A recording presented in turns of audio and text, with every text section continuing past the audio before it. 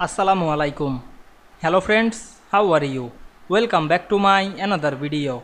In this video, I am going to show you how to create slant text in Excel. Let's get started. At first, you go to the insert menu, select the text box option and draw a text box, then write anything. Then select the text, click and drag on our mouse and increase the font size.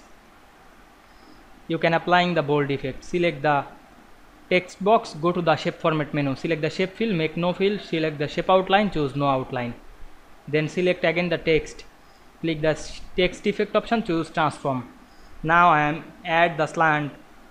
You can add the slant up, otherwise you can add the slant down. Now we can see we create slant text in Excel very easily. I hope you enjoyed my video. Please like, comment, share and subscribe my channel. Thanks for watching.